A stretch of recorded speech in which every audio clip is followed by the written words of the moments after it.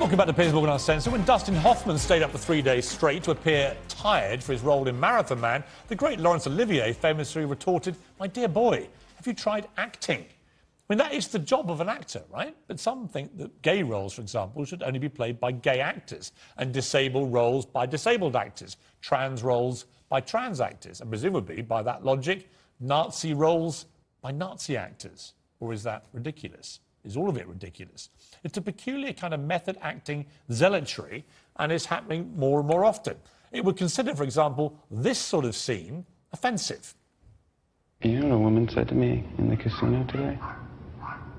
She asked me if I was Liberace's son. Really? Mm-hmm. Come here. No. Come here. No. Come here. No, Gertrude, you don't get anything. Oh, yes, you get nothing like it. That was Matt Damon and Michael Douglas, both obviously in Liberace, both acting. Now, my next guest is a gay man who says his career suffered because Hollywood, that great liberal bastion of tolerance and fairness, couldn't grasp or tolerate or be fair about his ability to play it straight. He's, of course, director-producer. Movie superstar Rupert Everett. Lovely to see you. Lovely to see you. When you watch, as a gay man, you watch that scene from Candelabra, the Liberace film. To me, as a straight guy, it seemed very sensitively done, very realistic. You? Yeah, and more than that, for me, watching that film, I was very moved by the amount of work and detail that those two actors bothered to put into their research, the way they attacked the roles. I was elated by it. And there's many examples of fantastic straight actors playing great gay roles, and then there's some less good. And I think the question is more, why can't gay actors play straight roles? Right. That's the thing that Because interests what happened me. to you was fascinating, because when you were deemed to be straight, you got all these romantic leads in Hollywood, everyone loved you, and you were the Hugh Grant of your... If you don't mind the comparison, I would find that pretty repellent. But anyway, no, I've said it. It's out there. You were the Hugh Grant of your day. And then you came out, and suddenly it was like, what, no more work for you, son. We can't have you as a straight romantic lead. I don't think it was actually quite like that, to be honest. But the thing that was very frustrating when I had my kind of big Hollywood moment, which was playing a gay best friend and being gay, it was at that point very difficult to graduate. I knew I had to try and graduate to playing something else apart from just that role. And it felt that it was more or less impossible. So my question is, I don't think gay actors should just play the gay roles. I think that the gay actors should be able to play the straight roles too. I think some straight guys play great gay roles. And it's not just about the gay roles and gay actors and so on. I want to show some pictures here from other movies. Tom Hanks, for example, in Philadelphia, actually is an example of that. But Tom Hanks in Philadelphia, to me, it was an incredibly powerful movie which shone an unbelievably bright light on the issue of AIDS. And what Tom Hanks did, I thought, he played the role magnificently. But more importantly, he brought tremendous numbers of eyeballs to watch it because he's Tom Hanks. And it was a riskier period to do that as well. I mean, when Michael Douglas and Matt Damon did the Candelabra movie, things had changed substantially. Yes. When he did that film, it wasn't really a subject that people talked about. But would a gay man have played that any more powerfully? And was there a gay actor out at the time, for example, who would have got the box office success that Tom Hanks brought? Well, and therefore, the light that was shone on the issue. This is the other question. You know, people forget that Hollywood is a business. So, for example, when Scarlett Johansson was stopped from playing a trans role... Yeah. There simply wasn't a trans actress at that point big enough to sustain a $50–60 million movie. I found that was a mistake of the trans community because there were probably lots of other trans roles in the film that would have been played by trans actresses, and Scarlett Johansson wasn't going to be doing some portrait that was anti-trans. So I felt it was slightly blinkered attitude. Eddie Redmayne had a similar thing with the Danish Girl. You know, he got into trouble for that from the trans community. But the question there is, he started the role as a boy, so who's going to play the boy part? Right. The problem with that movie, in the end, is it was just dull. Right, which is another crime altogether. But Eddie Redmayne also played Stephen Hawking, for example, and that was an amazingly powerful... Fantastic performance. ...role. And again, shone a huge light on that particular affliction which Stephen Hawking had. And I felt did it brilliantly. Now, I don't know why it would need to be somebody who's got that condition that Stephen Hawking had, motor neuron disease or a variant of it, to be as effective or more effective than Eddie Redmayne could be. Well, I don't think it could have been, because someone with that condition just wouldn't be able to to be out there on the set from 6 in the morning till 8 at night. I just played a role of someone who'd had a very bad stroke. It would be impossible for someone who'd had a very bad stroke to really start working. And that's the problem, isn't it? Once you take the logic... If they wanted to. Right, but if you take the logic to its logical end... Well, you have to be a murderer to play a murderer. Well, this is my point. So here we got Anthony Hopkins, who played Hitler. Right? I mean, are we legitimately saying that if you're going to play Hitler now in a movie, you have to be a Nazi? Similarly, The Sopranos. The Sopranos, are we going to say now that they all had to be the senior Sopranos, genuine members of the mob? Right, but on the other side, Piers, you've got to remember, yes, of course, we shouldn't be making rules about this. Yes, of course it's great for gay actors who've had quite a hard time, historically, to be playing more roles, to be getting the gay... It's quite frustrating. I was frustrated. I remember going to see Colin Firth in the film by Tom Ford, and he invited me to a screening. I thought, well, thanks, Colin, that's the end of my career. Because, that role really should have been mine. Yeah. And then, so, there's a frustration about that, of course. And there's also a point I do get, which is what some disabled actors have made the point to me, that there's not the opportunity at the grassroots level, for them to get on the right ladder to get them into a position where they may get these big roles because they're not perceived to be big enough box office stars. They find that the system is a bit oppressive to people.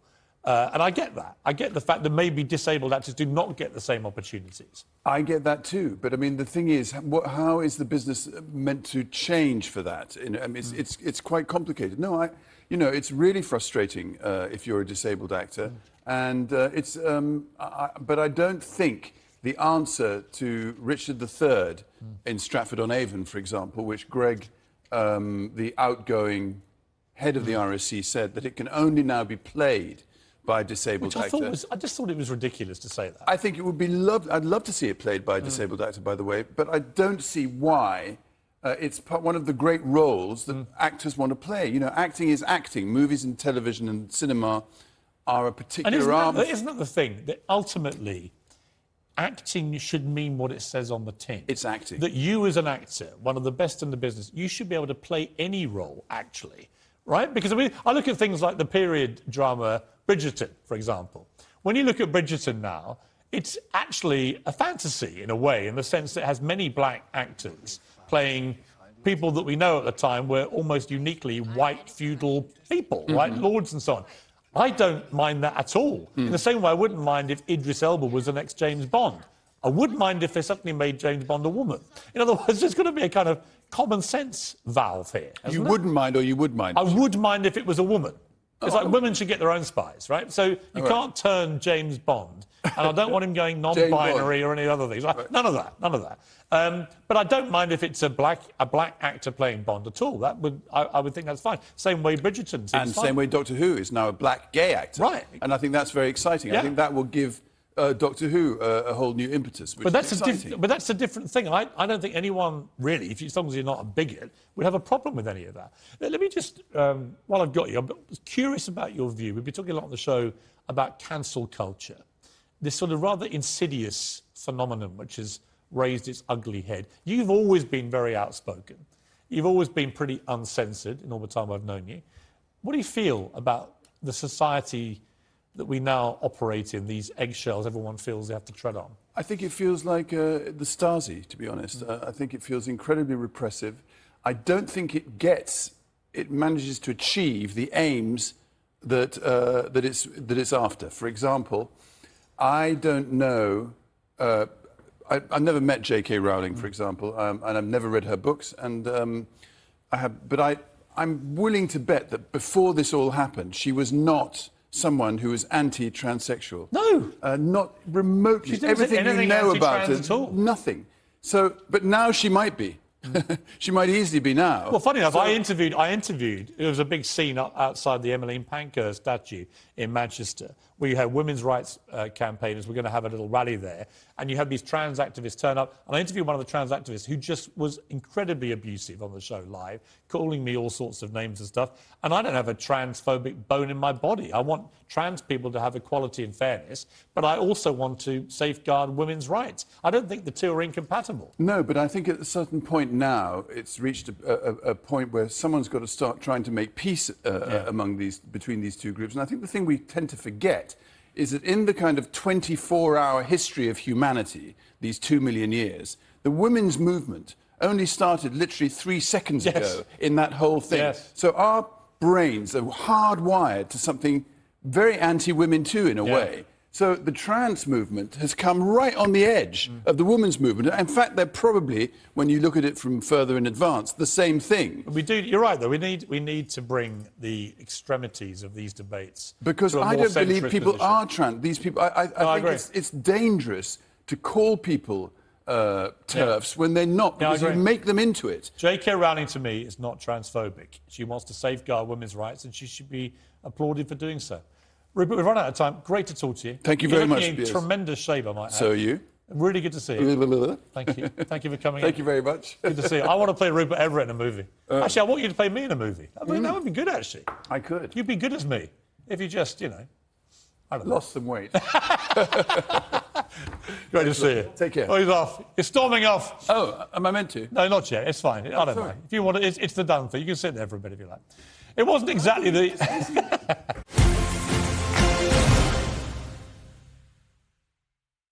But first, a new bombshell poll published today shows that nearly half of the King's realms would vote to become republics if they had the chance.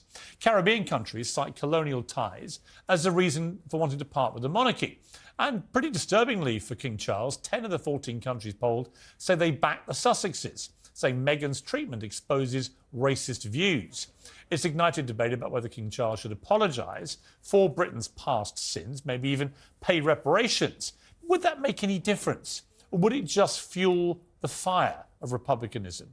Well, here with me now to debate this, the former royal butler to Princess Diana, Paul Burrell, the activist and organiser of Black Lives Matter protests, Iman Ayton, and the historian and royal author, Dr. Tessa Dunlop. Well, this will be a quiet debate, won't it? Well, you brought your earplugs, Paul. I won't get a look in. Paul, let me start with you. I've got a problem with this constant looking back in history, feeling guilty for stuff that none of us in this era actually did, and then having to say sorry for everything that we didn't do, and even now, apparently having to pay people today the stuff that happened to their ancestors many generations before. I don't really get what that achieves. We should learn from lessons of the past. We can't change anything, and we should move forward.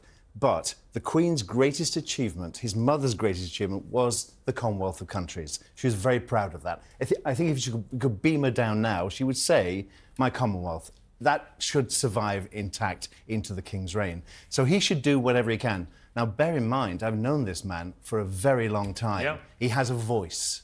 And he will say what he feels. Here's the real problem he's got. There's another voice yapping away about racism. Two voices. His son, Harry, and Harry's wife, Meghan, who for 3 years have branded the royal family a bunch of callous racists. That is now turning up in these polls because, understandably, frankly, black people in the Commonwealth around the world are going, whoa, really?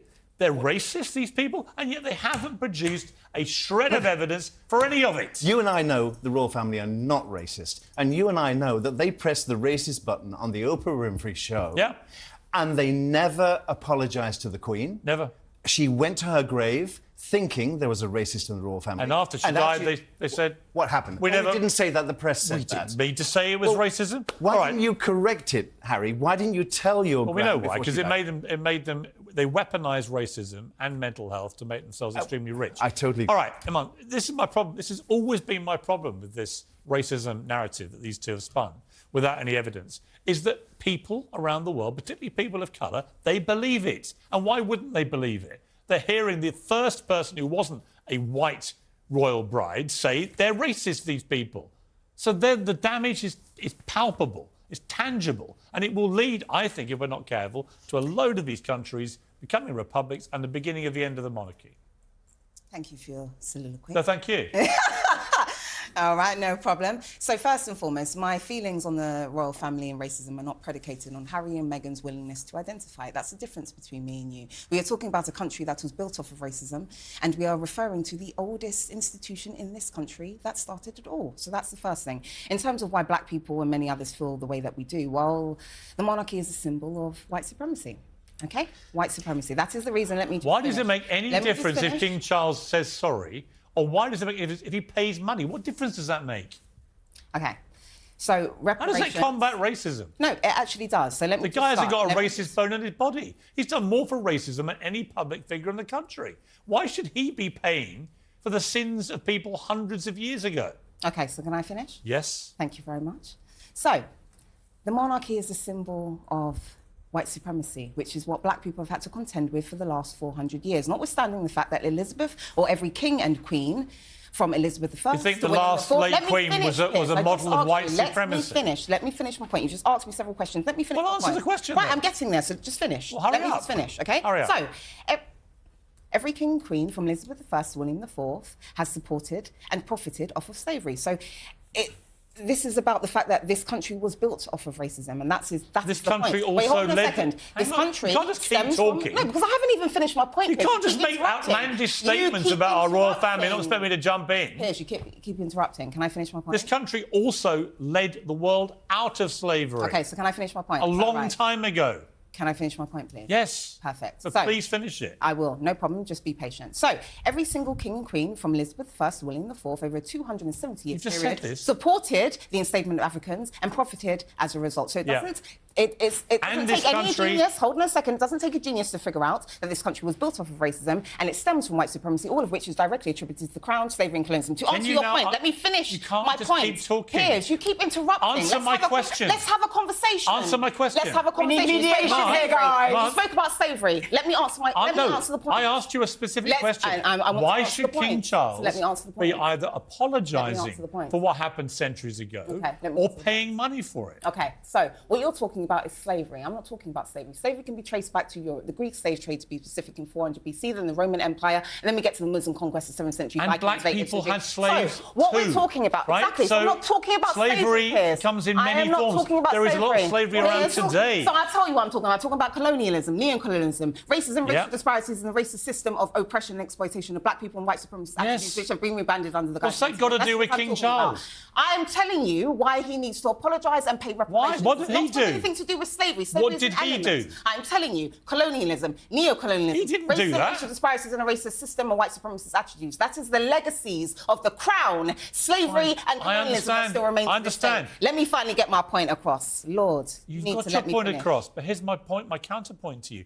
What's any of that got to do with King Charles, Okay, so I'll who explain. actually has been, I think, one of the great standard bearers in royal history for actually promoting racial equality and tackling racial Okay, injustice. so let me Yet you explain. want him to be issuing grovelling apologies for people hundreds of years ago, So let me and you explain. want him to pay money. OK, so I think black people would be far more inclined to get over it if it wasn't for the fact that the legacies of the crown, slavery and colonialism still remain, which includes racism, racial disparities and the racist global system of oppression and exploitation of black people. Which All right, you're not we're answering my about. question. I Tessa. am, but you don't want to accept No, it. That's I the do. difference. No. That's the difference. You haven't explained You why- also have the what's wealth of that got to do economic with King expansion Charles? as a result of exploitation of black people. Let And Tessa- you also have let British Tessa global... speak now. Hold on. You haven't even let me finish, Piers. No problem. No problem. I've understood You've how done you do. 9/10 of the talking.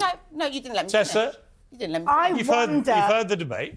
I think you're both wrong, actually. On the one hand, we celebrate, and you certainly do, Piers, the idea of monarchy as continuity. Yeah. Going way back when. I mean, I read an article this week that traced the anointing oils to the Old Testament and King Solomon. You can't pick and choose which bits of that continuous historic line you like. Yes, I can. Well, But how is that that I'm you wrong? can, but it's hugely, But how is it that I'm wrong? problematic. How is it that I'm wrong? What are you And I talking would about, counter Tessa? to you, where we have the face of history and the physical form of history in our royal family. White supremacy, When that's what for I'm talking example, about. France, the Republic, outlawed slavery much later, and in the civil wars in America, keep that's what talking it took about in slavery. America Let me talk- much let me tell later. you. So, You so keep my talking point about is, no, two slavery. seconds. No, no, Let me no. finish my point. You Iman. see, you Let her want to finish. interrupt, but you interrupted me several let me times, finish Piers. I one see You your did all the hypocrisy. talking. I see your hypocrisy right now. It's fine. I did all the I talking. think You what kept you do, interrupting me. what we're doing here is Let we're her speak. conflating an individual Back at you. family with institutions of state.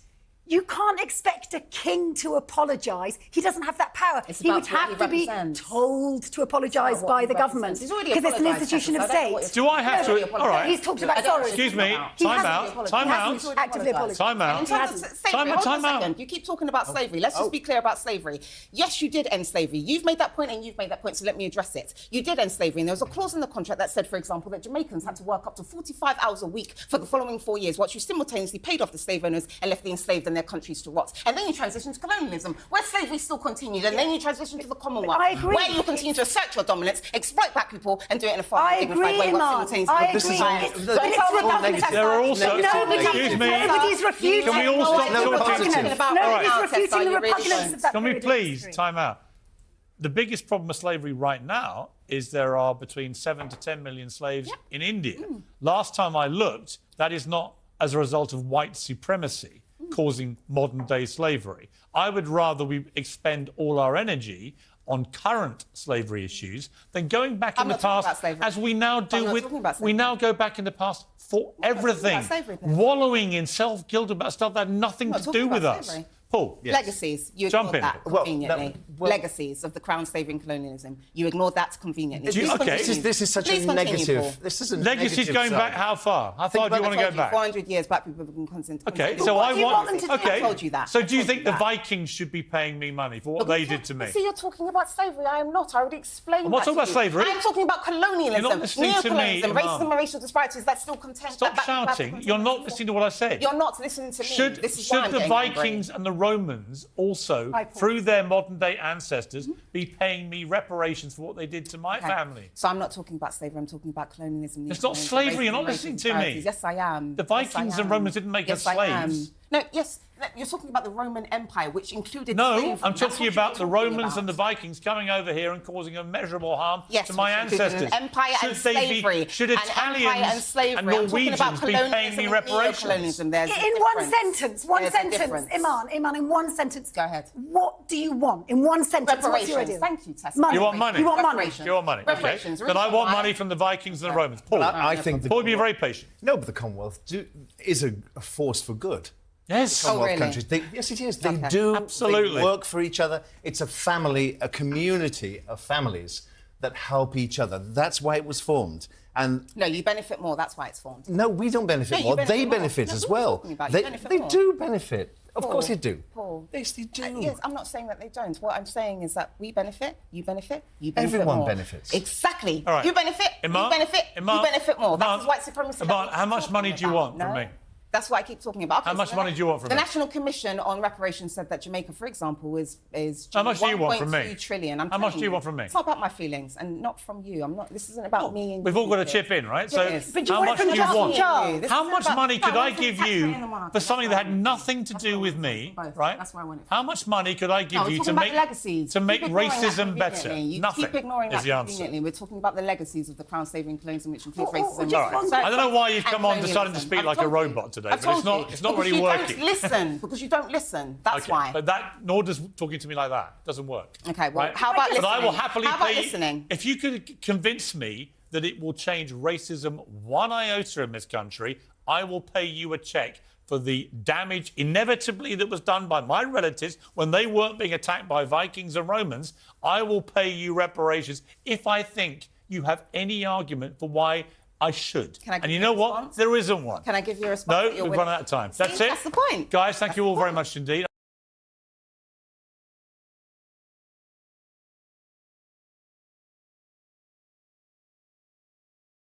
Welcome back to Piers Morgan Uncensored, live from my sitting room, where I've got COVID, so I'm doing the show from home. But I'm joined by my pack, Talk TV contributor Esther Kraku, and the podcast from comedian James Barr. Well, welcome to both of you.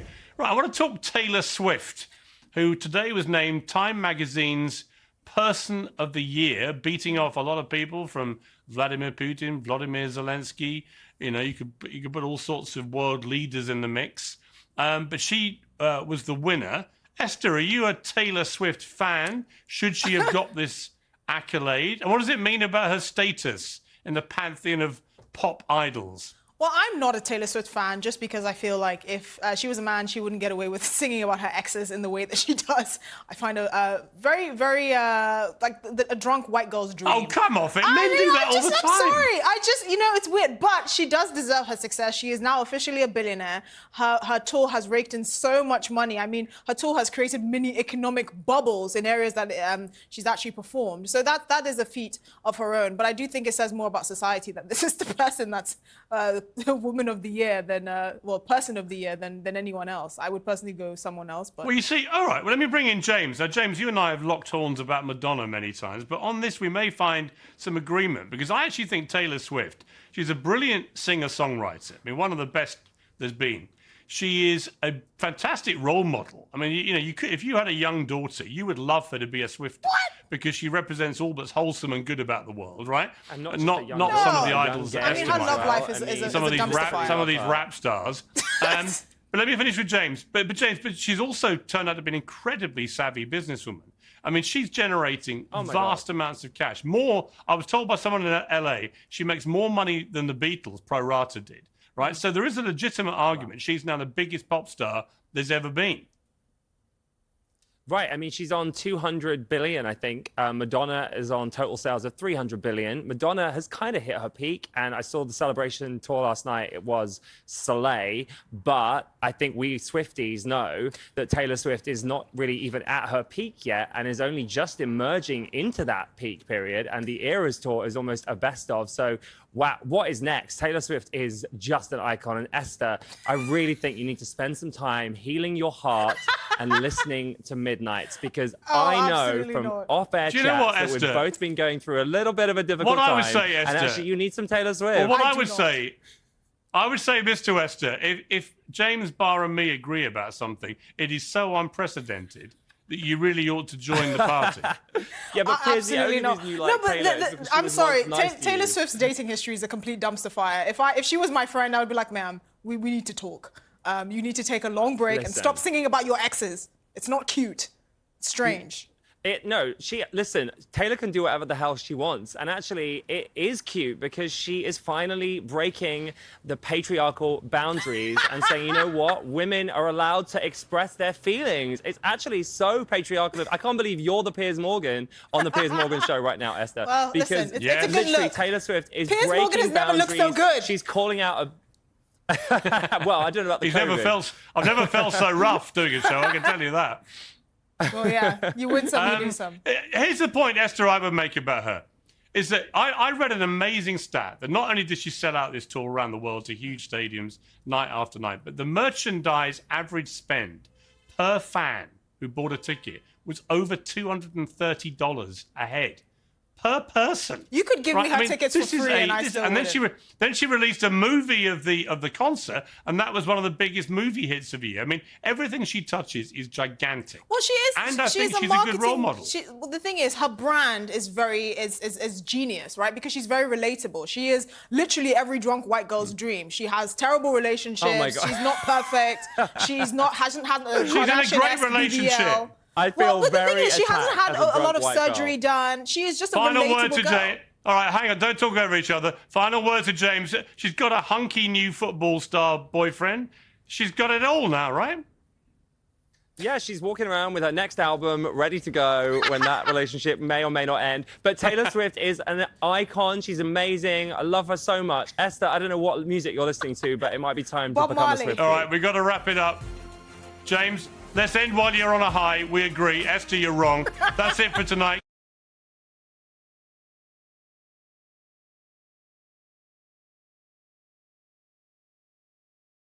I mentioned earlier about Jeremy Clarkson, who, I get on fine with Clarkson now, but just to remind viewers, he did punch me in the head, and I've got a scar here, which comes up when I have a tan like I do now, from his right fist. So it's not like we've been the easiest to bed. There we are. easiest of bedfellows over the years, I've literally borne the scars of Clarkson. So I'm not going to be his greatest cheerleader in a moment of misfortune. All I would say is this, is that he could not have issued a more sincere apology than he did today. And as I've always suspected about the woke brigade, the moment you do that, they don't accept it. And by the way, Harry's the king of the wokies. They just chuck it straight back in your face. And I mean, Tessa, we didn't discuss this, but here's my problem with it. Can't he apologise enough? I mean, is there no apology that's acceptable? Did you not rummage around in the small print? It's because the Grand Tour's apparently been pulled by Amazon Prime. That apology... Well, we don't know. That's not been confirmed but yet. come on, not wake been up and smell the coffee. I'd rather wait and have it confirmed. Why do you think Clarkson apologised? Why deep you down in your tippy top? Do you think he should be cancelled from everything?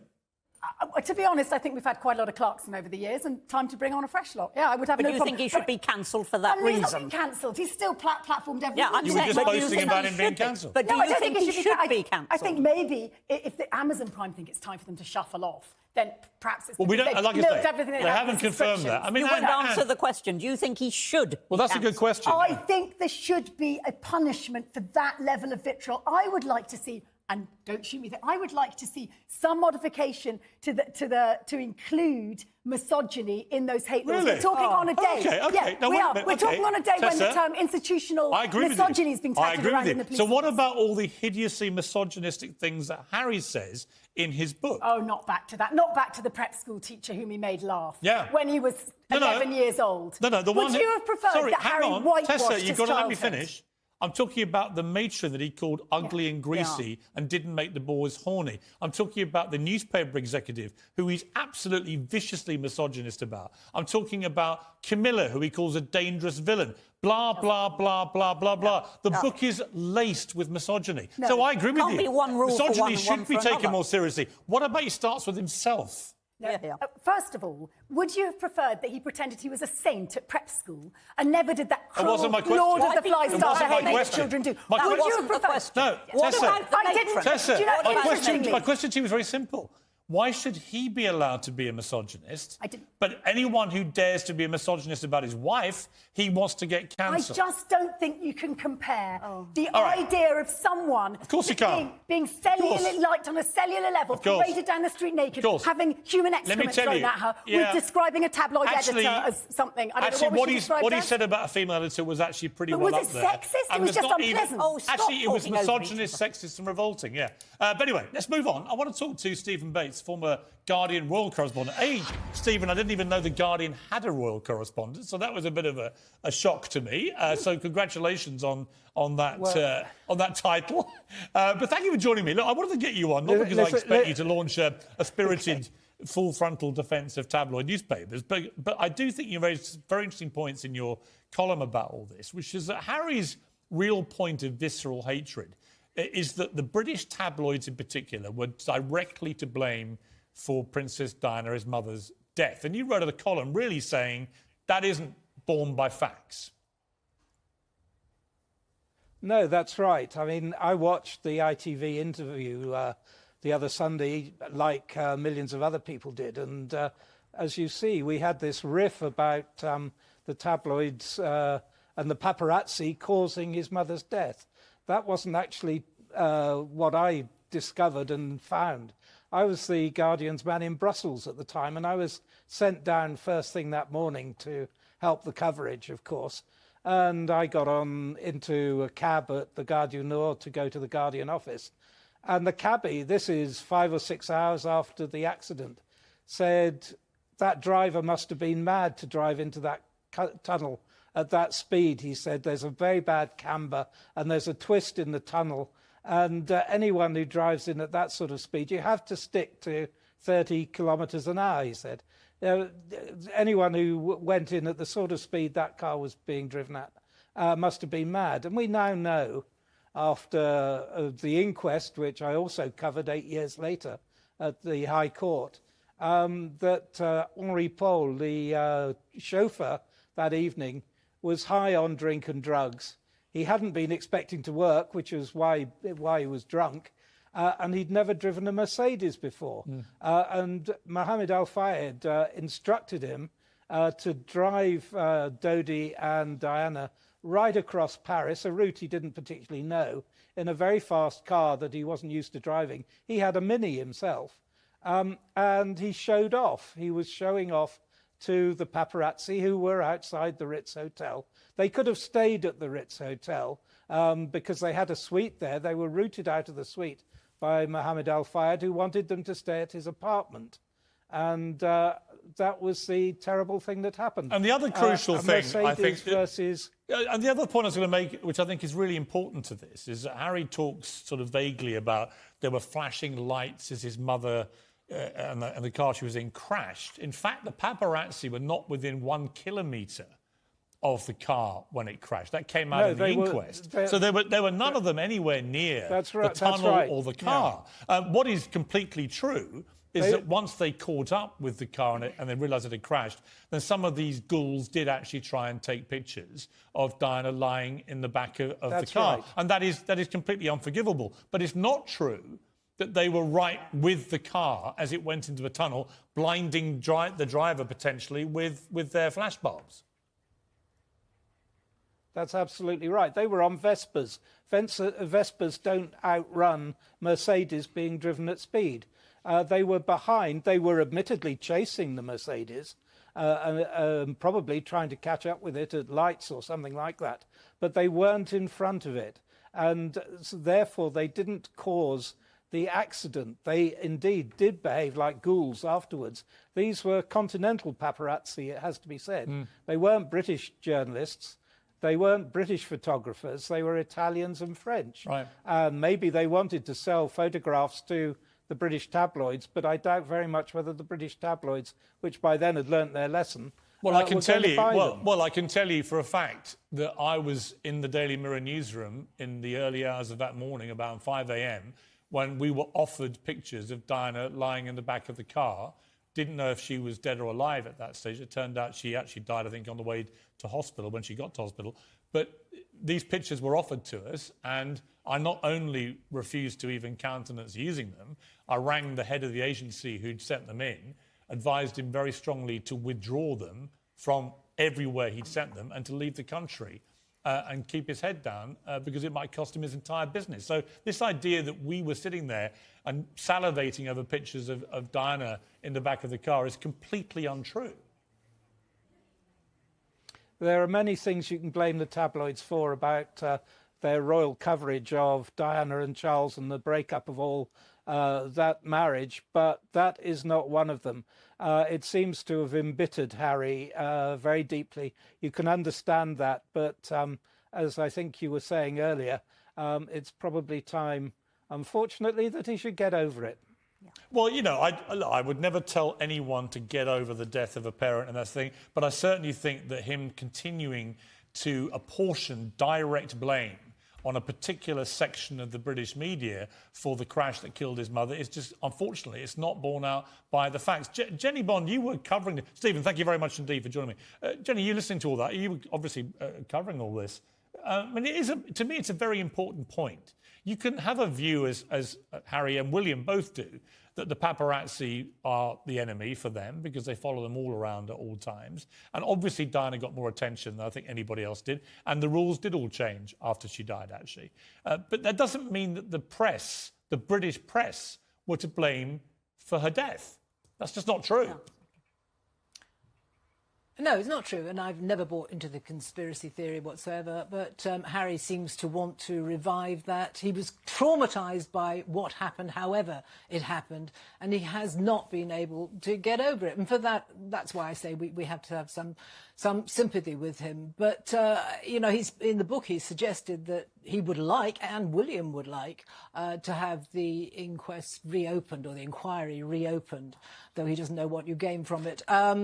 Obviously, that's not going to happen. But I don't know how he will ever be reconciled with what happened to his mother. Never mind be reconciled. No, well, you have to... Look, Jenny, thank you very much for joining me. I mean, look, the bottom line, Anne, you've got to stick to facts. The inquest was unbelievably thorough. And she wasn't wearing a seatbelt. And she wasn't wearing a seatbelt. The car was speeding. The driver was drunk and had drugs in his body. And he was basically... He lost control of the car on a bump in the underpass. I mean, that's what happened. It is... Go on. Sorry.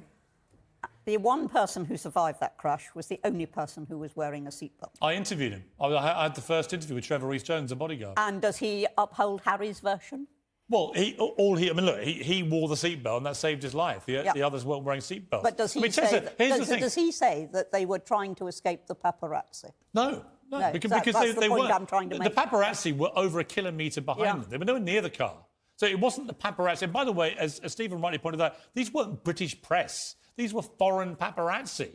But just talking about this, reliving it, even in a sort of fourth-hand version, it's horrific, it's painful. I think what we need to do is, I know this is going to be difficult for you, Piers, and perhaps you too, Anne, but is cut Harry some slack, lift ourselves above the parapet and think, what is the royal family for?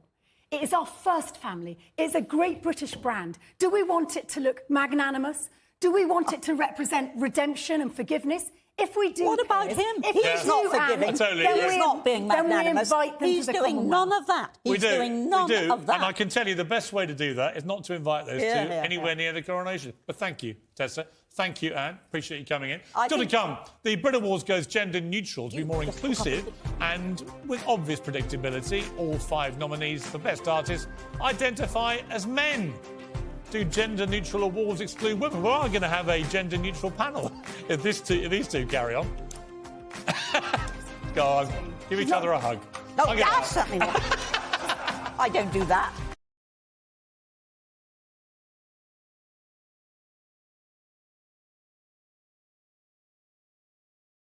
Well, my next guest is true Hollywood royalty with a glittering career spanning 7 decades, awarded a damehood by Prince Charles for his services to charity, in 2015. And next week will be part of the Dames in Jags procession at the Queen's Jubilee pageant. I'm thrilled to say Dame Joan Collins. Hello. How are you? I'm great, but I want to congratulate you on having your own show. Thank you. I think it's great. Well, it's lovely to, it doesn't really feel like my own show till you're here. Oh, I feel like you're anointing me. Like it's almost after the Queen, it's the next best thing to a royal visit. Oh, please.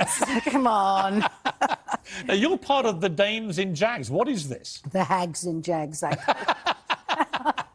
Well, after I mean, this thing is going to be so enormous. I mean, so fantastic. It's going. Have you ever been to the Macy's Thanksgiving parade? It's going to be like that. They're going to have all these floats. They're going to have people dancing and singing and all kinds of people on it. And then we are coming down in these amazing vintage Jaguars. Open.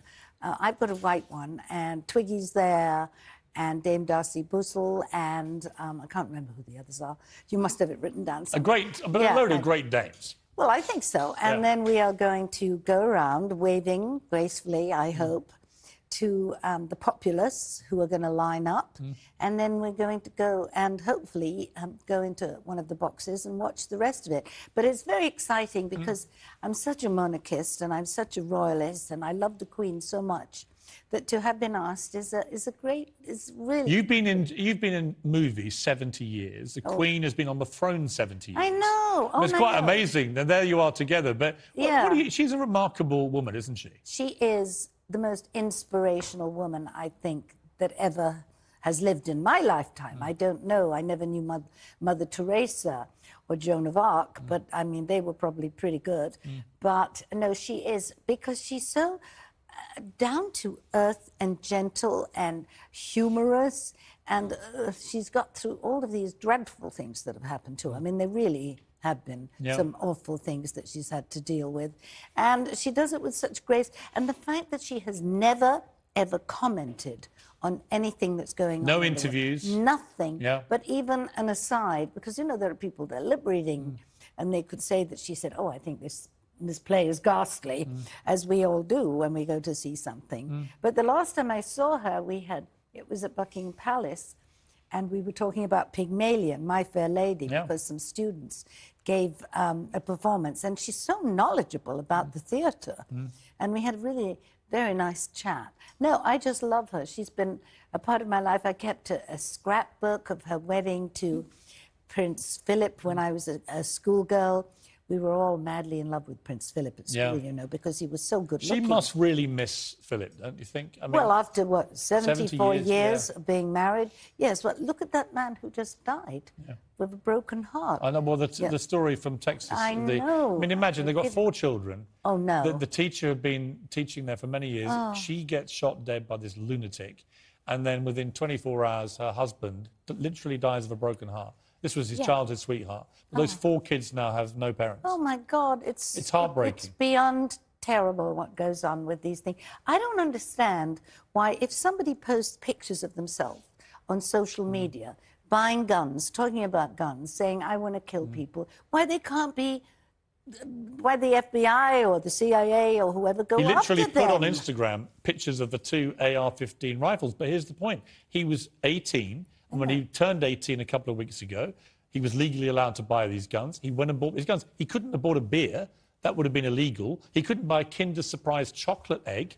They're illegal in the whole of America because the toys may choke you. But an 18-year-old boy could buy 2 AR-15 semi-automatic rifles and then go and do what he did. And it's that inconsistency of the laws which I find so completely baffling. But I always say to people, you and I have worked in America a long time, lived there. It's embedded in the culture. They have half of the world's guns are in America. Nearly half of the population of America own guns.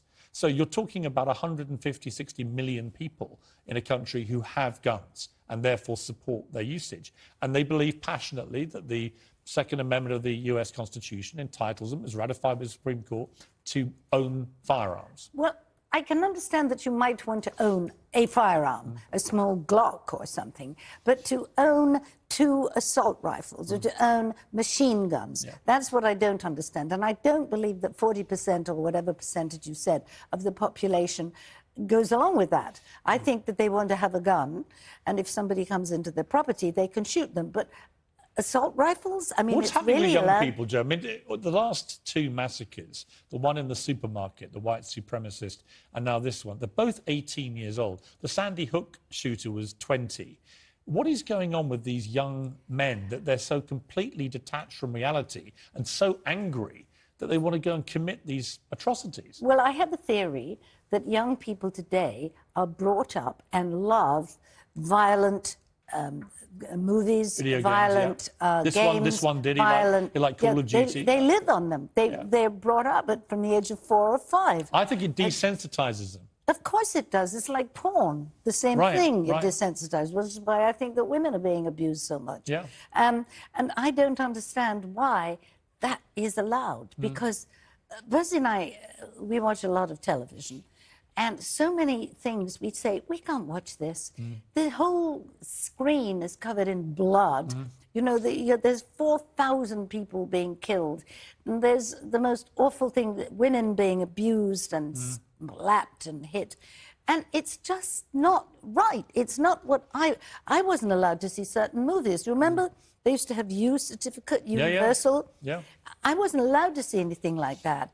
And I think that's probably, you know, my generation is more sensitive. I think it's a lot of things. I think the desensitizing is definitely part of it. They all seem to be addicted to violent video games. I think that I think medication. America's a very heavily medicated country. Well, it's not just Americans. No, but I'm saying I don't think they have any more of that than many countries, or indeed more mental health issues. What they do have is mentally deranged people who can get very easy legal access to weapons of war. I mean, when you see these guns, these are like machine guns. Machine guns are actually illegal in America, but these are semi-automatic. They can fire a bullet every time you pull a trigger. And obviously, if you're going to buy something like that, you're going to kill somebody. Well, he bought 375 rounds of ammunition. And the guy who is in the shop has the FBI faulted this guy? It seems completely crazy, doesn't it? It is crazy. Well, thank God it can't happen in this country. Yeah. Well, it happened here in Dunblane, in Scotland. But that was how long ago? 1996, okay. and I was actually editing the Daily. Well, I was Yeah. editor of the Daily Mirror at the time, and but you see, Britain wasn't a gun culture country at the time. No. Very few civilians owned guns, so it was an easier campaign. Really, we all came together, left and right. It wasn't political. I always say this to my American friends: I don't know why politics gets involved with this. This is about saving kids from being shot dead at school. But, you know, we campaigned, we got the laws changed, and we haven't had a school shooting since. America's had 27 school shootings this year. I can't, you know, I mean, can you imagine being a mother and hearing that. No. Or even being a mother now and sending your kids to school and thinking, are they going to be safe? I mean, you always thought your children were going to be safe. I actually emailed a friend of mine who's one of the Dunblane mothers, because every time one of these things happens, I just can't imagine what they go through.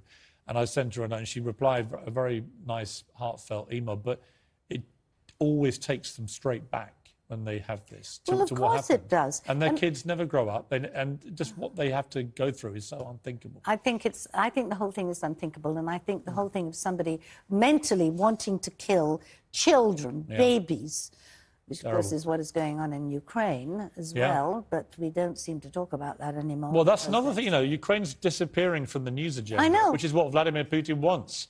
Oh, He's he carrying does? of course he wants us to stop talking about it, let him just carry on seizing the country. It's just appalling. Which is what he's doing, you know. But is it true that she's very ill? I keep on hearing these rumours. That People say that. I mean, who the hell knows? All I do know is he is razing cities to the ground, literally destroying them. Worse than Hitler. Like he did in... Yes, he is. Worse than Hitler. He's up there with Hitler. Yeah, and I think his aspiration is to seize Ukraine and then to try and seize other countries. Oh, of course. And he has to be Next stop, stopped. Finland. Yeah. Norway. What do you make of Partygate, Boris Johnson? You know Boris Johnson. You've been at parties with Boris Johnson. Yeah, he was my boss once when he was... At the Spectator? When he was a Spectator, yeah.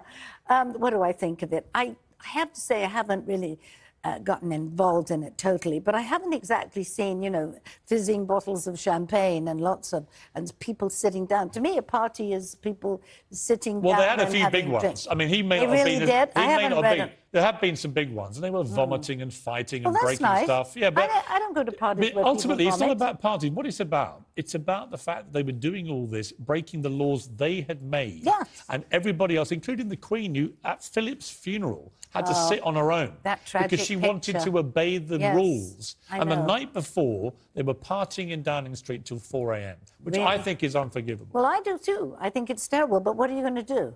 I mean, you're going to get rid of Boris. Who are you going to bring in? Actually, yes, I do, Angela actually. Rayner? I do think when a Prime Minister breaks their own rules and gets fined by the police for it during a pandemic, that's a resignation offence. It used to be. In the old days, men would fall on their sword as a matter of honour. I don't think he knows how to spell the word. Well, who do you suggest then is our next Prime Minister? Somebody that can restore a bit of integrity and trust. Somebody. Who's the somebody? There's always somebody. There's Every never- time you think I of don't leaders, think there's a no somebody. leader is irreplaceable. No, I mean, guess you are, but you're irreplaceable. I'm not. I don't know about that. Let me talk to you about another thing. Wimbledon today has announced that they're removing from the honours board Ms. and Miss before the names of previous winners. They want to make it gender neutral. What are your thoughts? I think that's just the way everything's going, isn't it? but What, why? what about the men? Well, the men, they just call them, you know, N. Djokovic.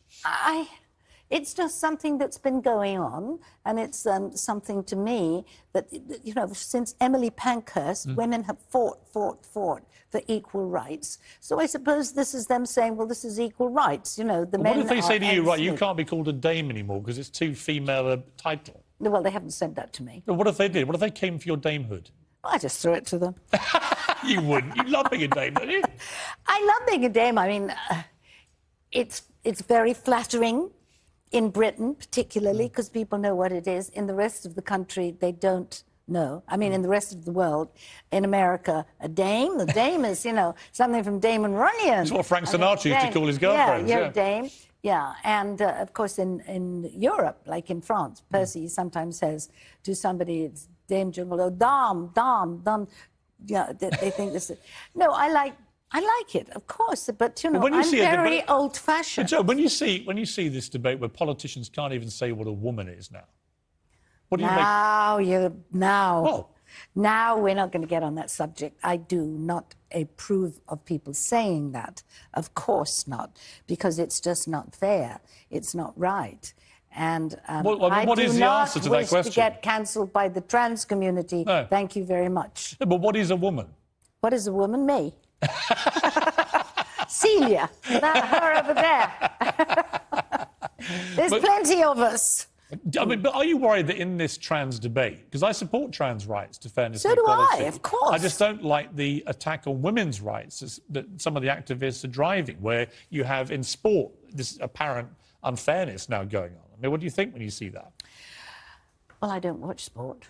No, but you know what I'm talking about. Well, I know what you're talking about, yes, and I know what you want me to say. I don't want you to say anything. Yes, I never of course you dreamed do. to tell you what to say. Yes, you want me to agree with you. No, I don't. This is uncensored, Michelle. Well, of course it's uncensored. I think that a person should be who they feel that they are and who they... But I do believe... I can't say this. I can't say this. No, I can't. Why? You feel like you can't because you may get into trouble? I can't because I don't want to get hate mail. You see, but you've gone through your entire career saying exactly what you always think. No, I haven't. Yes, you have. No, I've read your diary. I've never gotten into the politics of biology. Okay. No, I haven't. Well, I understand why people don't want to go there. Yeah. Well, yes, I don't want to go there. Talking of biology, what about Madonna, who's auditioning for a new boy toy? You're kidding. She is. No, you've just made that up. No, she's apparently Really? she wants him to be hard-bodied. What do you mean? Hard-bodied and young. Oh, that's right. We were with her son, Rocco, Yeah. last summer. Huh? And he said, you know, my mother says that she will not sleep with anybody over the age of 25. I said, no, Rocco, you're kidding. Well, that's never been your rule, has it? No, I don't have rules. Rules. I'm very happily married. 20 years, you didn't come to our anniversary party. I wasn't here, as you know. I was in Australia. I know. It was a fantastic party. And the great Percy's, as he always is, he's lurking in the wings like a protective knight. Don't say that word, lurking. He's standing like a protective there. knight, look at him. Standing. He saved me from the most embarrassing wardrobe malfunction at the party. Yes, I was talking to Richard Arnold, your friend. Oh, yeah. And he was terribly funny. He made me laugh. And the whole zipper in the back of my dress went. No.